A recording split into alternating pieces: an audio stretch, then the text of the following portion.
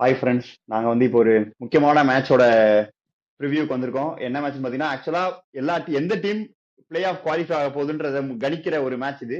ஏன்னா எல்லாரோட தலையெழுத்தும் இவங்க கிட்ட தான் இருக்குன்ற மாதிரி ஆர்ஆர் ஜெயிச்சா எல்லா டீம் காலி, ஆர்ஆர் உள்ள அந்த நிலைமையில இருக்காங்க இவங்க. ஸோ வந்து என்ன மேட்ச் பத்தி பேசுறோம்னா, எம்ஐ விசஸ் ஆர்ஆர் வான்கடையில் நடக்குது.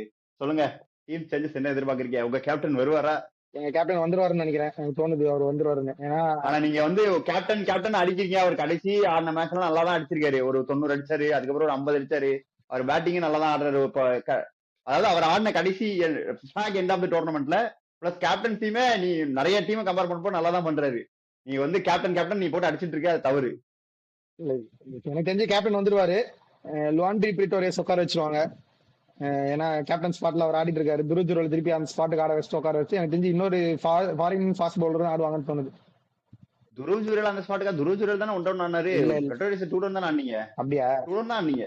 ஆமா ஆமா. அங்கதான் ரியான் பராகுக்கு பதிலா அவர் அப்படிதான், இவருக்கு பதில் இவருக்கு அப்படியே அவ்வளவுதான். ஆனீங்க. ஒரு ஃபாரின் ஃபாஸ்ட் பவுலர் ஆடுவாங்க எனக்கு தெரிஞ்சு. யாராவது உட்கார வச்சு ஆண்ட்ரே சுஷாந்த் பர்கர். மிஸ்ரா இல்லைன்னா சந்தீப் சர்மா யாராவது. இல்ல, சந்தீப் சர்மா திருப்பி இன்ஜுரிக்கு அப்புறம் வந்திருக்காரு, பாக்கணும். இல்லைன்னா சுஷாந்த் மிஸ்ராவுமே ஆடலாம். சுசாந்த் நல்லா போட்டாரு. அவரை உட்கார வச்சீங்கன்னா அவரோட கான்பிடன்ஸ் போயிடுற மாதிரி இருக்கும். ரெண்டு அவரை பேரும் வச்சுக்கலாம். நீங்க யாராவது ஆண்ட்ரே பர்கர் ஒரு ஆடலாம். ஃபாரின் பவுலர் ஆடுவாங்க எனக்கு தெரிஞ்சு. அதான் நடக்கும். அதான் ஆண்ட்ரே பர்கர் ஆடலாம். இல்லாட்டி நீங்க சந்தீப் சர்மாவே ஆடலாம். ரோஹித் சர்மா ஈக்குவல் இது அகைன்ஸ்டா நல்ல ரெக்கார்ட் வச்சிருக்காரு. சந்தீப் சர்மா கூட ஆடலாம். பார்க்கலாம் என்ன பண்றீங்கன்ட்டு. பிளஸ் ஜோஃப்ரா ஆர்ச்சர் வந்து போன மேட்சோட பேக் எண்ட்ல வந்துட்டு நெருப்பு கக்க ஆரம்பிச்சிட்டாரு. திரும்ப நெருப்பு கக்க ஆரம்பிச்சிட்டாரு. சோ அவருக்கு வான்கடையில வந்து நல்லா வருமே, பால் கொஞ்சம் ஸ்விங் ஆகும் கூட. அவருக்கு கொஞ்சம் அட்வான்டேஜ் தான் இருக்கும். இன்னொரு விஷயமும் இருக்கு, வான்கடையில டே கேம் நடக்குது. அதனால ரவி பிஸ்னாய் கூட இன் கண்டென்ஷன்ல தான் இருப்பார். 2 ஸ்பின்னர் இல்ல இல்ல, ரவி ஆடக்கூடிய. பிஷ்னாய் வந்து நான் வந்து அவரை ஸ்பின்னரா நான் மதிக்கிறேன். இது சொல்றது இல்ல. அவர் ஒரு ஃபாஸ்ட் பவுலர், கிட்டத்தட்ட குர்னால் பாண்டியா மாதிரி தான். வந்து 110 வந்து கூகுளி போட்டுக்கிட்டு பாரு. லெக் ஸ்பின்னர் வேற ஜட்டூர் ஏமாத்திட்டு என்ன இருக்காரு. நிலைமையில இருக்காருன்னு தெரியல. ஜட்டூர் இருந்தா ரொம்ப எஃபெக்டிவா இருப்பாரு டே கேம்ல. ஜட்டு இருந்தா வந்து கண்ணை மூடிட்டு ஆறா ஜெயிக்கும்ன்ற மாதிரி சொல்லிட்டு போயிடலாம். ஏன்னா அவனுக்கு ஜட்டு வந்து ரோஹித் சர்மா, ஸ்கை, ஹர்திக் பாண்டியா எல்லாருக்கும் எதிராக எனக்கு ரெக்கார்ட் என்னவோ அவர் இந்த கேம் ஆடுறதுக்காக தான் அந்த 2 கேம் அவர் ரெஸ்ட் பண்ணாங்களோன்னு தோணுது. மேபி அவர் கொஞ்சம் 50 மேல இருந்தாலே அவர் ஃபிட்னஸ்க்கு எனக்கு தெரிஞ்சு இந்த கேம் ஆடுவாங்கன்னு தோணுது. டவுட்டா இருக்கு. ஏன்னா அவங்க இந்த கேம் ஆடுறதுக்காக ரெஸ்ட் பண்ணிருக்காங்கன்னா அவங்க லாஸ்ட் வரைக்கும் வச்சுக்க மாட்டாங்க. ஏன்னா அவங்க ஒருவேளை 3 கேம் முன்னாடி ஆடிருந்தா கூட அந்த கேம் ஜெயிச்சிருந்தாங்கன்னா குவாலிஃபை அப்படின்ற மாதிரி இருந்திருக்கும். அதனால அதுக்காக பதுக்கிருப்பாங்களான்னு டவுட்டா இருக்கு. இல்லடா, அதெல்லாம் உனக்கு எந்த லெவல்ல அதெல்லாம் இருக்கு இல்ல. அவருக்கு நீ பிரச்சனை ஒண்ணு, பிளஸ் எல்லாமே டே நைட் மேட்ச். இப்ப நடக்கும் போது டே மேட்ச்ல கொஞ்சம் விக்கெட் கொஞ்சம் ட்ரையா இருக்கும், ஸ்பின்னர்ஸ்க்கு வரும் அப்படி சொல்றான் அவன். மேபி அதான் அது வேணா ட்ரை பண்ணுவாங்க, பார்க்கணும் அதுக்கேத்த மாதிரி. இப்போ இல்ல போன மேட்ச் அவரை வந்து நீ பிரச்சனைனால அது முதல் மேட்ச் வந்து ஆடாம இருந்தது, நீ பிரச்சனைலாம் இருந்திருக்கும்டா. அடுத்த மேட்ச் ஃபிட் ஆயிருந்தா கூட சரி இன்னும் கொஞ்சம் ரெஸ்ட் பண்ணிட்டு ஒரே நாள் தான் அந்த டைம் கேப் இருந்தது. சண்டே கேமுக்கு அப்புறம் திருப்பி டியூஸ்டே கேம் இருந்தது. அதனால அது புஷ் பண்ணிருக்க மாட்டாங்க அவரை. இந்த கேம் அது கொஞ்சம் ஆப்பர்ச்சுனிட்டி அதிகம். ஆனா இப்போ ஜட்டு உள்ள வந்துட்டாருன்னா மறுபடியும் லைன் அப் மாறும். யார உட்கார வைக்க போறாங்க, யார் ஆட போறாங்கன்னு தெரியல, அது பாக்கணும். ஜட்டு உள்ள வந்துட்டாருன்னா சுபம் துபே திருப்பத்துக்கு இம்பாக்ட்ல போட்டுருவாங்க, அவ்வளவுதான். அந்த மாதிரி ஏதாவது சிம்பிள், பாக்கலாம். அவ்வளவுதான். ஸோ எம்ஐ வந்து மரண அடிக்கு அப்புறம் வராங்க. ஆனா வான்கடையில் ஆடுறாங்க, அது ஒரு நல்ல விஷயம் அவங்களுக்கு. அது நல்ல விஷயமா? சரி, ரைட்டு. அது ஆர்ஆருக்கு தான் நல்ல விஷயம். ஆக்சுவலா ஜெய்ப்பூர் அழிந்தா கூட ஆர்ஆர் வந்து கொஞ்சம் ரெக்கார்டு மோசமா வச்சிருக்காங்க. அவங்க வெளியே போய் நிறைய ஜெயிச்சிருக்காங்க இந்த தடவை. இது ஹோம்ல ஜெயிச்சதோட. ஸோ அது ஆர்ஆருக்கு தான் நல்ல விஷயம். ஏன்னா ஆர்ஆர் வந்து அவரோட ஓப்பனிங் பேட்ஸ்மேன் மும்பைக்காரர். அவர் அங்கேயே படுத்து புரண்டு பானிபூரி வாங்கி சாப்பிட்டு வித்து எல்லாம் பண்ணது அந்த இடம் தான் அது. போன கேமே நல்லா ஸ்டார்ட் பண்ணாரு வேற ஜெய்ஸ்வால். ஸோ இந்த கேம் பாத்தீங்கன்னா எனக்கு தெரிஞ்சு எம்ஐ சைட்ல இருந்து சேஞ்ச் எதுவும் இருக்காது. அவங்க பண்ண பெரிய சேஞ்ச் 2 பிளேயர்ஸுமே லாஸ்ட் கேம் வந்துட்டாங்க. ஸோ இதே தான் ஆடுவாங்கன்னு நினைக்கிறேன் நானு. அவங்க வந்து சேஞ்ச் பண்ணாலும் சேம் டீம்னு சொல்லுவாங்க டாஸ்ல, அது ஒரு விஷயம். அவரே வராற உள்ள மாறிட்டு சேம் டீம். என்னடா புரியல. நான் அந்த வீடியோல சொன்னேன், அது அவரோட லாஸ்ட் விளையாடின கேம்ல நடந்த சேம் டீம் அப்படி சொல்லிட்டு போறாரு. அதான் ஸ்பின்னர் அவருக்கு சான்ஸ் கொடுக்கணும். நீ டே கேம்ல எப்படி இருக்கும், ரவிசர்மா எடுத்து வச்சுட்டு பவுலிங்கே கொடுக்க மாட்டாங்க அவங்க. ரொம்ப லேட்டா கேம்குள்ள கொண்டு வராங்க. அவங்க மறந்துடுறாங்க. அப்படி ஒரு பிளேயர் இருக்கதே மறந்துடுறாங்கன்னு நினைக்கிறேன். திரும்ப ஸ்ட்ராட்டஜிக் டைம் வந்தோம்னா இவர் இருக்காரா, இவர்கிட்ட பால் கொடுப்போம்னு. அப்பதான் அவங்க கூட்டமா நின்று பேசும்போது நீ ஒன்ன மறந்துட்டு நம்ம ஸ்பின் பவுலிங் கோச் சொல்லிட்டு இருக்காரு, இங்க ஒருத்தர் இருக்கான் சும்மா நின்று இருக்கான், அவனை போட விடுங்க அப்படின்னு சொல்லிட்டு போவாருன்னு நினைக்கிறேன். ஏன்னா இதுக்கு முன்னாடி இம்பாக்ட்ல ஒரு தடவை உள்ள எடுத்துமே கொடுக்கவே இல்லை அவரு. அதனால அவரை மறந்துடுறாங்க ஒருத்தர் எடுக்கிறோன்னு. அவங்க என்ன அதை பார்க்கணும். எல்லா 11 பேர் யார் ஆடுறான்றத வந்து அவங்க ஒரு இது ஓவருக்கு ஓவர் ஒரு கூட்டம் கூடி பேசினாங்கன்னா கரெக்டா இருக்கும்னு நினைக்கிறேன். அப்பதான் தெரியும் இவ்வளவு நேரம் இருக்கான் ஃபீல்டுல, இவனுக்கு பவுலிங் கொடுக்கலாம் அந்த மாதிரி. அதான் இது வந்து மஸ்ட் வின் கேம் தான். எப்படியும் ஆர்ஆர் வின் பண்ணிட்டா எல்லாரையும் கண்டென்ஷனையும் போட்டு மூடிட்டு ஜம்முன்னு அவங்க பாட்டு ஏறி போயிடுவாங்க. இல்லன்னா தான் அன்னைக்கு நரேஷ் இல்ல நரேஷ் அன்னைக்கு சொல்லிட்டு இருந்தான் இது வந்து ஸ்கிரிப்ட் கடைசி நாள் தான் சண்டே தான் தெரியும். ஏன்னா சண்டே தான் தெரியும். ஆனா ஆர்ஆருக்கு அன்னைக்கு தான் மேட்ச் இருக்கு கடைசி மேட்ச். என்ன ஸ்கிரிப்ட்னு புரியல. இது ஆனா எனக்கு ஃபேவரபிள் ஆர்ஆர் தான் என்ன பொறுத்த வரைக்கும்.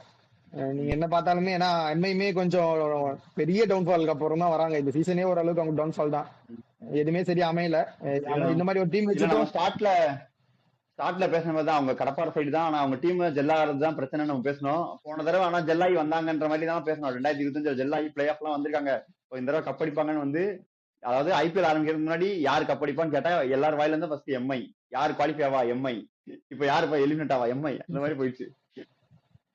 ஆனா சரி பாப்போம். எனக்கு தெரிஞ்சு இது ஒரு நல்ல கேமா இருக்கும். ஆனா ஆர்ஆர் ஜெயிச்சா ஓகே டாப் 4 ஃபிக்ஸ் ஆயிடும். அது மட்டும் நம்ம என்ன எதுன்றது நம்ம மேட்ச் முடிஞ்ச அப்புறம் ரிவ்யூல வந்து சந்திப்போம். இப்போதைக்கு ஏதாவது ப்ரெடிக்ஷன்ஸ் நம்ம இல்ல அதுக்கு முன்னாடி நம்ம இது போவோம்.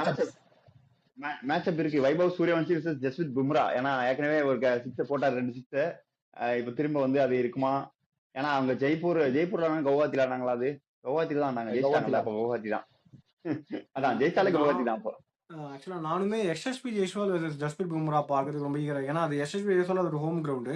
ஜஸ்பிரித் பும்ரா அங்க அதான் அவர் மட்டும் தனியா தெரிவாருங்கிற மாதிரி தான் இருக்காரு மும்பை இந்தியன்ஸ்ல. ஸோ அகைன் பயங்கரமான லெஜெண்டரி பவுலர். ஸோ அவங்க 2 பேரோட மேட்ச் எப்படி இருக்குங்கிறத பார்க்கணும் அப்படின்ற மாதிரி. தீபக் சாருமே நல்லா போட்டிருக்காரு.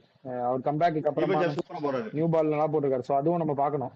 ஆனா அவர் என்னன்னா மேஜரா வந்து right handers outside bowler. So left ஹேண்டர்ஸ்க்கு பாடிக்கு தான் வரும். அதுவும் அவர் பேஸ்ல எனக்கு தெரிஞ்சு இவங்க பெருசா டிசீவ் பண்ண முடியுமா தெரியல. அதான் அவர் வந்து உனக்கு சூரியவன்சி எல்லாம் டிசீவ் பண்ண முடியுமான்னு தெரியல. ஏன்னா அவர் வந்து ஓரளவுக்கு நல்லா வேக போட்டாலே அடிக்கிறாரு வெளியே. இவர் ஸ்லோவா ஸ்விங் ஆச்சுன்னா கணிச்சு அடிச்சிருவாரு எனக்கு தெரிஞ்சு. அதுதான் அவங்க. ஆனா எனக்கு ஆர்ஆர் ஒரு ஒரு ஒரு பாயிண்ட் யோசிக்கணும்னா எனக்கு த்ரெட்டா தோன்றது கார்பின் பாஷ் தான். டே கேம் வேற, அவர் கிராசிங் நிறைய போடுவாரு. சோ பிச்சில் நிக்கும் இல்ல எக்ஸ்ட்ரா பவுன்ஸ் கிடைக்கும். சோ கார்பின் பால் மட்டும் கொஞ்சம் பார்த்தாருன்னா அவங்க பெட்டரா ஆடுவாங்கன்னு தோணுது எனக்கு. அதே மாதிரி அவர் பேட்டிங்லயுமே வந்து சூப்பரா ஆடினாரு. போன மேட்ச் பினிஷ் பண்ணி கொடுத்தாரு. சோ அவரு ஒரு பினிஷராவும் அங்க வேலை பாக்குறாரு. எல்லா வேலையும் பாக்குறாரு அவரே பாவம். அதே மாதிரி இங்க Jofra Archer, Sandeep Sharma versus Rohit Rickelton அதை பார்க்கணும். எனக்கு தெரிஞ்சு ஆனா இந்த இடத்துல இந்த பர்டிகுலர் மேட்ச்அப்ல ஆனா பவுலர்ஸ் வில் வின்னு தோணுது. ஏன்னா அதுவாது கொஞ்சம் காம்படிட்டிவா இருக்கும்னு தோணுது எனக்கு. என்னமோ இப்போ 2 பேருமே ஃபார்ம் கேரி அவுட் பண்ணல அப்படின்றதுனால ஜோஃபர் ஆர்ச்சர் வந்து ரிக்கில்டன் அண்ட் ரிக்கில்டன் வந்து வான்கடையில வந்துட்டு 280 அடிச்சிருக்காரு, ஒரு 50 அடிச்சிருக்காரு. பிளஸ் வந்து அவர் அடிச்ச அந்த 400 ரன்ல 300 ரன் இங்கதான் அடிச்சிருப்பாரு. எனக்கு தெரிஞ்சு 250 to 300 இங்கதான் அடிச்சிருப்பாரு. அவருக்கு வந்து வான்கடை அது அதான் 30 எவ்வளவு அடிச்சாரு, அது 36 இங்கதான் அடிச்சிருப்பாரு. சோ அவருக்கு வந்து அந்த ட்ரூ பவுன்ஸ் கிடைச்சதுன்னா ஒரு வாட்டி சவுத் ஆப்பிரிக்கன் பிளேயர் தானே அடிச்சுனே இருக்காரு. சோ அவனுக்கு வந்து ஆர்ச்சரோட பேஸுக்கு ஒரு பவுன்ஸ் கிடைச்சதுன்னா அவர் அடிக்கக்கூடிய ஆள் தான். ஃபர்ஸ்ட் எக்ஸ்ட்ரா பவுன்ஸ் டக்குன்னு ஆயிடுச்சுன்னா நீங்க சொல்ற மாதிரி வாங்கிட்டு போலாம். அது பாக்கலாம். இல்ல யார்ஷாஜ் புஞ்சாவுமே எனக்கு ஒரு நல்ல ப்ரெடிக்ஷன், ஐ மீன் நல்லா போடுவாருன்னு தோணுது எனக்கு இந்த கேம். சோ அவர் நிஜமா நல்லா போட்டுக்காரு இந்த சீசன். இதுல என்ன தெரியுமா பிரச்சனை? யாஷ்ராஜ் புஞ்சா நல்லா போடுவாரு. மிடில்ல யார் அங்க ஆட போறாங்க எனக்கு தெரிஞ்சு வில்ஜாக்ஸ் தவிர யாரும் அங்க ஆடுறதே இல்ல ஆக்சுவலா சுத்தமாவே. ஏன்னா எனக்கு தெரிஞ்சு தள்ளிடுவாங்க மிடில் ஆடலாம். யாருக்குமே பேட்டலவே இல்ல சுத்தமா. வில்ஜாக்ஸும் நல்லா ஆடினாருனாலும் அவர் ரன் அவுட் ஆக்கி விட்டுறாங்க, அனுப்பிச்சு விட்டுறாங்க. போயிட்டு வாப்பா நீ ரொம்ப நல்லா ஆடுற, கிளம்பி நீ போதும் அனுப்பிச்சு விட்டுறாங்க. மேபி எனக்கு டெம்ப்ளேட் செட் ஆக மாட்டேங்குது. எனக்கு வில்ஜாக்ஸ் எடுத்து ஸ்டார்ட் பண்ணுவாங்கன்னு தோணுது பவுலிங். அதுவும் வாய்ப்பு இருக்கு. ஆனா வில்ஜாக்ஸ் நீ வந்து அபிஷேக் சர்மா, டிராவிஸ் ஹெட் கிடையாது. இவங்க ஸ்பின்னர் அடிக்கக்கூடிய பேட்ஸ்மேன் 2 பேரும்.